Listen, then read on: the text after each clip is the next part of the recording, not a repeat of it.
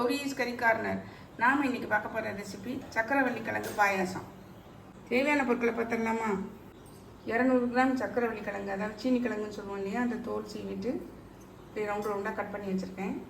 1/4 cup பாசிப்பருப்பு, 1 cup வெல்லம்.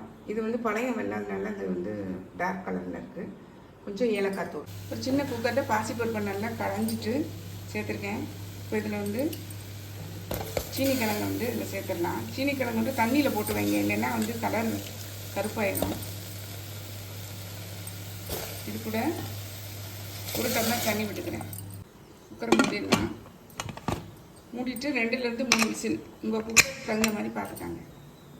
குக்கரை திறந்து பார்த்துடலாம்.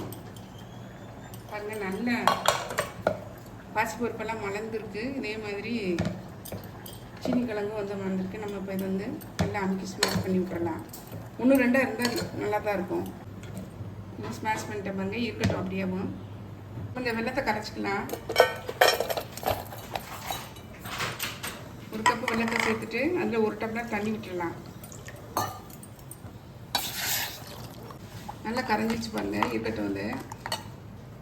சக்கரவள்ளி கிழங்கு பாசிப்பயிறு வெந்த கலவையில் இதை ஃபில்டர் பண்ணி சேர்த்துடலாம். அந்த வெள்ளை கரைசலை நீங்கள் நாட்டு சக்கரை கூட இதில் சேர்த்துக்கலாம். நல்லா வெள்ளை கரைசலை ஊற்றுனதுக்கப்புறம் நல்லா கலந்து விட்டுறலாங்க. கலந்து விட்டு ஒரு கொதிக்க விட்டுடலாம். நல்லா கொதிச்சு ஒன்றா சேர்ந்து வந்துச்சு பாருங்க. நம்ம இந்த ஸ்டேஜில் இறக்கிடலாம். அதை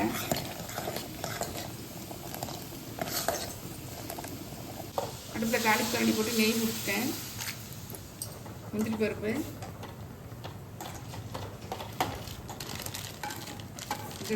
திராட்சையும் தாளிச்சிடலாம்.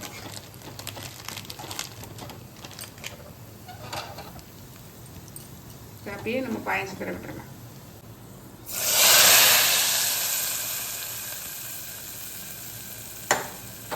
அவ்வளோதாங்க, என்னுடைய பாயாசம் ஆல்மோஸ்ட் ரெடி ஆயிடுச்சு.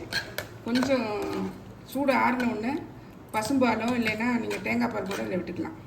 ஏலக்காய் பொடி இதில் கொஞ்சம் சேர்த்துக்கோங்க. நீங்கள் நெய்வேத்தியத்துக்கு வைக்கிறதா இருந்தால் பச்சை கற்பூரம் கூட கொஞ்சம் நுணுக்கி இதில் சேர்த்துடலாம்.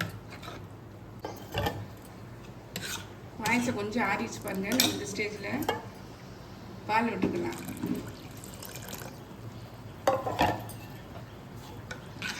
இந்த தேங்காய் பால் கூட இதில் விட்டுடலாங்க. உங்களுடைய சக்கரவள்ளி கிழங்கு பாயாசம் பாருங்கள், செம்ம டேஸ்டியாக இருக்குது, சூப்பராக இருக்குங்க. கண்டிப்பாக ட்ரை பண்ணுங்கள். பங்குனி உத்திரத்துக்கு நீங்கள் இந்த நைவேத்தியத்தை செய்து முருகனுக்கு படையுங்க, சூப்பராக இருக்கும். கண்டிப்பாக ட்ரை பண்ணி பார்த்து கமெண்ட்டில் சொல்லுங்கள். லைக் பண்ணுங்கள், ஷேர் பண்ணுங்கள், சப்ஸ்கிரைப் பண்ணுங்கள். பக்கத்தில் உள்ள பெல் ஐக்கானை கிளிக் பண்ணுங்கள். நாளைக்கு வேறு ரெசிபி நம்மளை சந்திக்கிறேன். Bye, thank you.